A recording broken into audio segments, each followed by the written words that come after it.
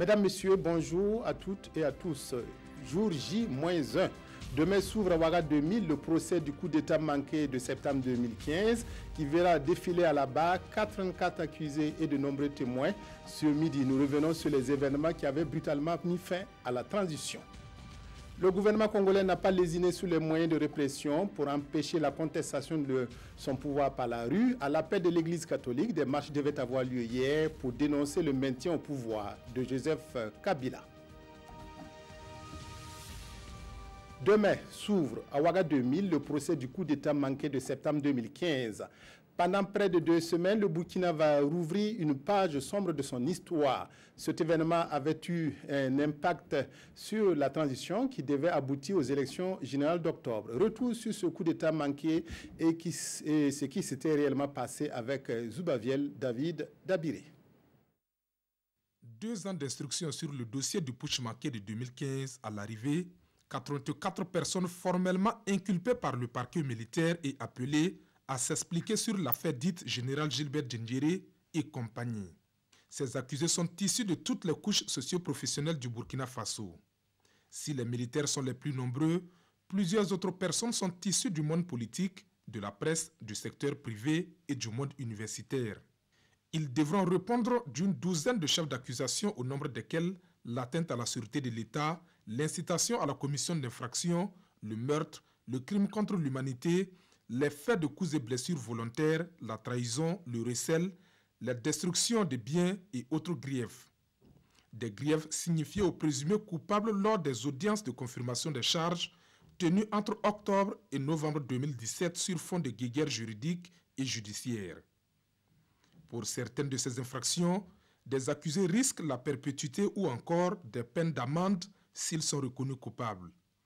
Le procès s'ouvre ce mardi 27 février 2018 dans la salle des banquets de Ouaga 2000 et constitue un test grandeur nature pour l'institution judiciaire burkinabé en ce qu'il connaîtra la participation d'éminentes personnalités aussi bien en qualité d'accusés que de témoins.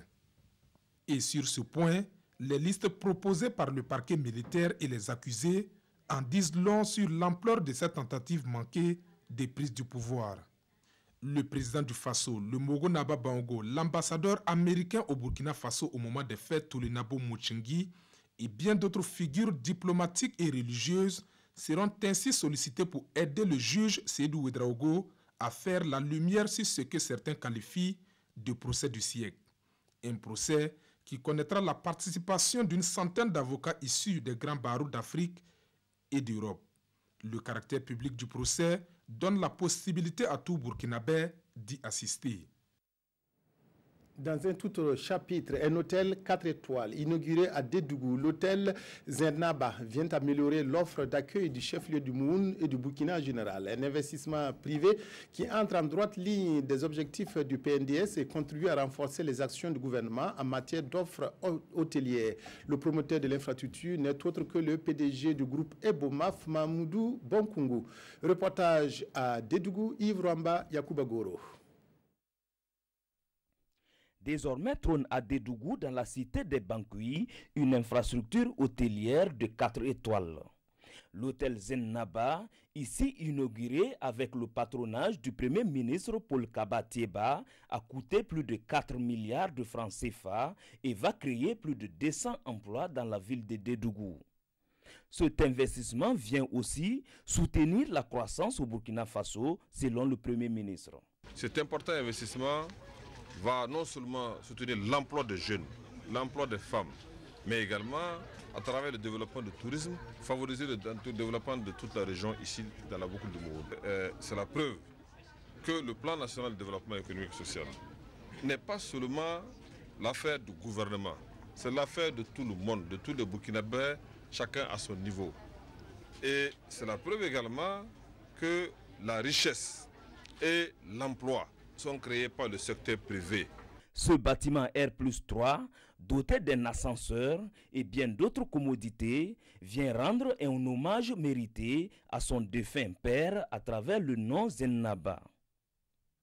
L'objectif du promoteur est de pouvoir contribuer aussi à l'émergence d'une véritable industrie hôtelière et touristique au Burkina Faso. Nous avons investi pour la génération future. Et nous souhaitons du gouvernement une faveur administrative. Les premiers moments sont toujours les plus difficiles et nous souhaitons donc du gouvernement un accompagnement dans ce sens. La capacité d'accueil de l'hôtel est de 35 chambres avec une salle de conférence de 250 places. Hôtel Zennaba vient donc renforcer la capacité d'accueil de la ville de Dédougou. Infrastructure routière, parlons-en maintenant avec la dégradation de certaines réalisées dans le cadre du 11 décembre à Gawa dans le sud-ouest. Des chaussées et des caniveaux se sont affaissés aux grandes dames des usagers de la circulation. Après la grande pluie du week-end, les précipitations ont aussi causé des inondations dans certains secteurs de la ville. Bernard Kombelem, Dimitri Badini à Gawa.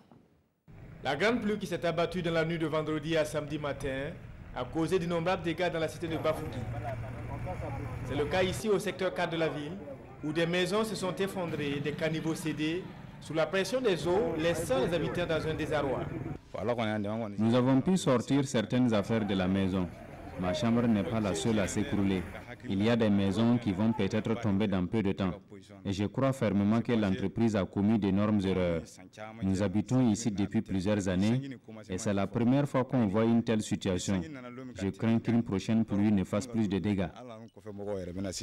En plus des concessions inondées, des infrastructures construites dans le cadre du 11 décembre, tel le mur du lycée provincial Bafouki a été endommagé et qui pour la municipalité serait lié à certaines insuffisances dans l'exécution des travaux. Nous avons identifié et constaté les différentes dégradations. Et étant donné que les réceptions n'ont pas été matériellement prononcées, je pense que nous allons toucher qui de droit pour que des corrections puissent être apportées pour véritablement assurer une certaine durabilité de ces ouvrages-là pour qu'elles répondent effectivement aux normes exigées. La population s'inquiétait par rapport au temps mis des travaux là. Voilà, on a critiqué ça tout au long. Et voilà une toute première pluie et voilà les conséquences qui sont là. Pour le maire de Gawa, ces dommages liés à la forte précipitation lui ont permis de déceler des défauts dans certaines constructions. Une situation lui permettant d'être plus vigilant sur la bonne exécution des ouvrages toujours en cours. Le combat pour un cadre de vie sain passe aussi par la gestion des sachets plastiques. C'est pourquoi le ministère de l'Environnement multiplie les rencontres autour du péril plastique. À Bobo-Dioulasso s'est tenue une formation des acteurs communaux afin qu'ils jouent un rôle déterminant dans la lutte contre la prolifération des déchets plastiques. Drissa Traoré Moumouni-Baro. Dans la plupart des villes du Burkina Faso, la problématique des déchets plastiques se pose toujours avec acuité. Les lieux publics et presque partout dans la nature, les sachets plastiques non biodégradables impactent négativement l'environnement et la santé humaine et animale. Pour inverser donc la tendance, la capacité des acteurs communaux devrait être renforcée pour une lutte efficace contre la prolifération de ces déchets plastiques. Nous avons pensé qu'à travers ce cas de concertation, nous allons échanger avec les responsables de ces collectivités pour qu'ensemble, nous ayons la même compréhension des gestions des sachets et également tracer les signaux qui vont nous permettre désormais de lutter contre le péril plastique. Ces plastiques devraient faire l'objet de transformations pour donner une plus-value à l'économie burkinabé. Aujourd'hui, nous devons démontrer que le sachet plastique a une valeur économique. Ça veut dire que ces sachets doivent être utilisés pour être transformés, de telle sorte que dans 2 ans, dans 5 ans, ce n'est plus, c'est au citoyen lambda de courir derrière le sachet parce qu'il a besoin de le vendre pour permettre non seulement de tirer des profits, mais également avec une valeur économique. Pour une meilleure gestion de plastique, le projet national de traitement et de valorisation des déchets plastiques a été créé en 2015. Mais chaque acteur à son niveau est interpellé pour trouver une solution durable et lutter efficacement contre la prolifération des déchets plastiques. Le Lale Naba Tigré a célébré hier sa traditionnelle fête du Nabasga qui a coïncidé cette année avec le 28e anniversaire de son accession au trône. Le Nabasga 2018 était placé autour du thème Intégrité. Une foule d'autorités coutumières, administratives et politiques est allée encourager le Lale Naba à l'occasion de ces festivités. Suleiman Sanou Mounira Kéré, reportage. Tout commence par ce déjeuner. Le Lale Naba Tigré témoigne sa reconnaissance à ses invités et à ceux qui l'accompagnent sur les chantiers de développement. Puis, Bien cette scène où tradition et modernité se côtoient. 28 ans de règne, 28 ans de combat de tout genre, le Lalé Naba se dit tout simplement comblé. Je remercie Dieu et les man et ce peuple vraiment qui ne demande pas beaucoup, mais qui demande le peu pour avancer. Et avec ma modeste personne, je saurais trouver vraiment le petit génie pour que nous puissions avancer ensemble dans la paix, dans la communion, dans la solidarité opérationnelle pour que ce pays-là soit encore meilleur. Moment de réjouissance, cette fête coutumière coïncide avec le 28e anniversaire du règne du Lalé Naba Tigré. Au rang de ceux qui lui présentent des vœux, on dénombre des délégations de plusieurs pays voisins, mais aussi des personnalités coutumières, politiques et administratives burkinabais. Je venais aussi saluer un homme qui est engagé résolument dans la lutte contre la pauvreté. Parce que vous voyez, on le voit toujours sur les chemins des champs, en train de faire la promotion du Jatrofa, en train de faire la promotion du Mongoubin, en train de faire la promotion du Moringa. C'est en toute objectivité que je dis qu'il répond de toutes les connaissances, de toutes les compétences du chef coutumier du milieu Mouaga. Je lui souhaite une très longue vie pour qu'il fasse encore d'autres et d'autres fêtes Baska. Comme il est de coutume à chaque Nabaska, le Lalé Naba Tigré offre des vivres aux personnes vulnérables. Dans les jours à venir, il entend faire don d'une ambulance à l'hôpital Yaldo Ouedraogo et d'un tricycle pour traiter les déchets plastiques à la mairie de Ouagadougou. Et toujours à propos de la chefferie traditionnelle, des responsables à l'autorité nationale burkinabé ont rendu jeudi dernier une visite de courtoisie au roi de Tenkodogo, une visite pour solliciter les bénédictions et conseils de Naba Djigampole. Le directeur général de la LONABé et son équipe ont voulu, par cette sortie, montrer leur attachement à la tradition. Pamadrogo, Jean Zongo, Zalissa Sanfo. La voix du Bendre résonne au palais royal de Naba Djigampole.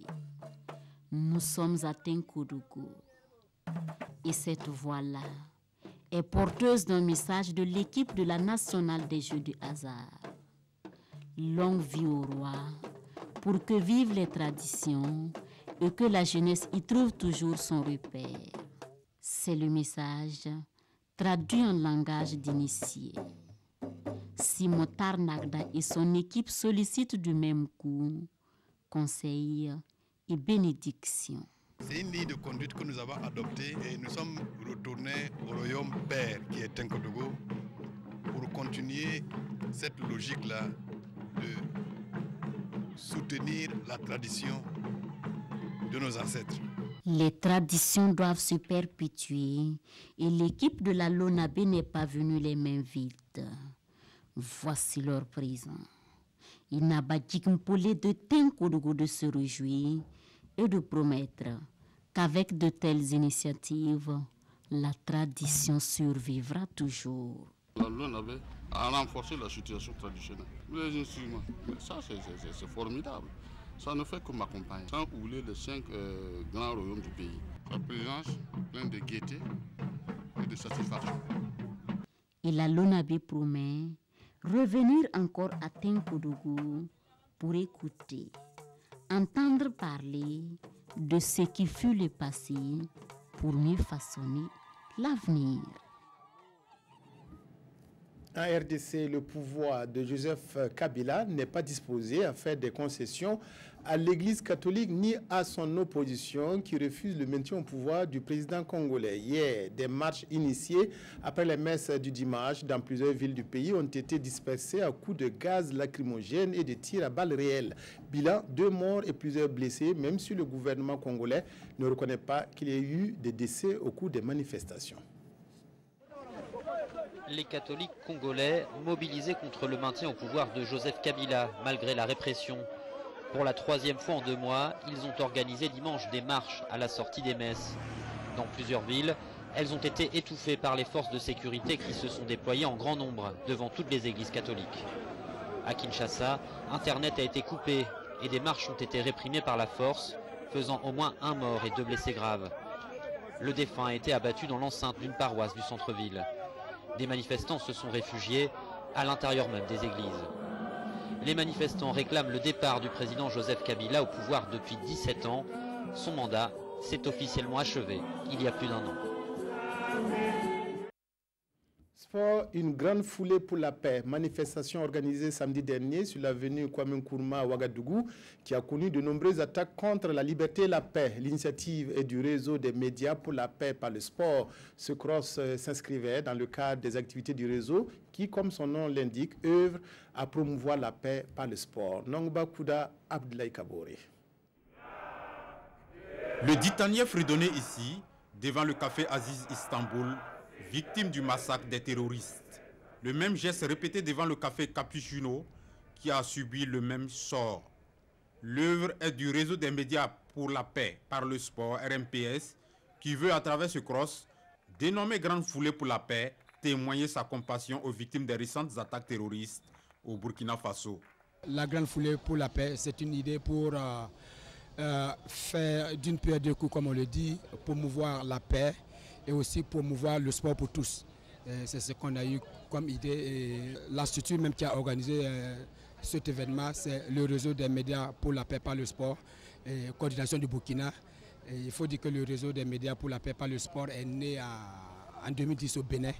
Population de Ouagadougou, acteurs de la paix, journalistes, membres du RMPS, ils étaient environ 400 personnes pour accompagner cette initiative. Tout ce qui a trait à la paix, nous pouvons que nous mettre dedans. Et vous convenez avec moi que sans la paix, on ne peut pas construire notre cher Burkina. Sans la paix, on ne peut pas développer le Burkina. Et sans la paix, il ne peut pas avoir de cohésion entre les peuples. Pour le développement de notre pays, je pense qu'il faut la paix. Sans la paix, on n'y peut rien. Raison pour laquelle j'ai accepté de parrainer. Ce cross marque le début des activités de la coordination RMPS du Burkina. Un réseau qui regroupe déjà 16 pays africains qui a vu le jour au Bénin. Les journaux font ce lundi le bilan de la conférence de Bruxelles sur le financement du G5 Sahel. Ils reviennent aussi sur le comeback d'Edi Komboego à la tête du CDP et enfin sur l'ouverture du procès du coup d'État manqué du 16 septembre 2015. Revue de presse avec Vincent Tiendré-Béo. En route pour le procès, la salle des banquets attend ses convives, titre l'observateur Palga à propos des préparatifs du procès de coup d'État qui s'ouvre demain à Ouagadougou.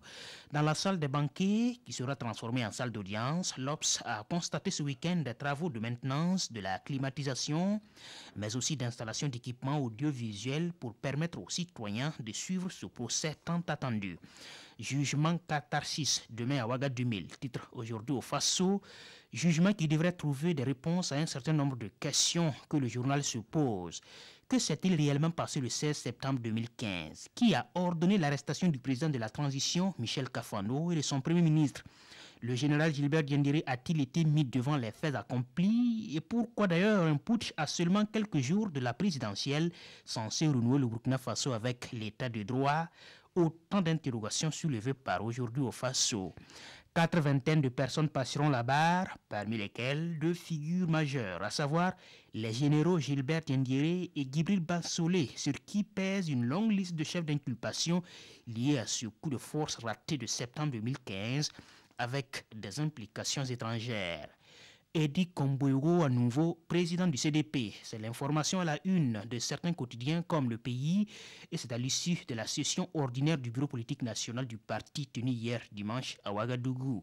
Et l'on apprend que le fondateur du parti, Blaise Compaoré, a adressé un message écrit aux militants, les invitant à travailler à faire jouer au CDP son rôle de parti d'opposition de manière sérieuse afin de reconquérir le pouvoir d'État. G5 Sahel, la bataille de Bruxelles est gagnée, écrit Sidouaya, et les chefs d'État de cette organisation peuvent se réjouir. Pour 300 millions d'euros attendus, plus de 400 millions d'euros de promesses sont faites à Bruxelles. Reste à travailler à matérialiser ces promesses, car de l'expérience des tables rondes des bailleurs de fonds, des montagnes ont accouché d'une souris. En plus, la bataille sera de longue durée, d'où l'idée de chapeauter la force du G5 Sahel par une charte onusienne qui reste à poursuivre et à approfondir. Merci de votre aimable attention à la RTV. Fin du journal. Excellent après-midi à toutes et à tous.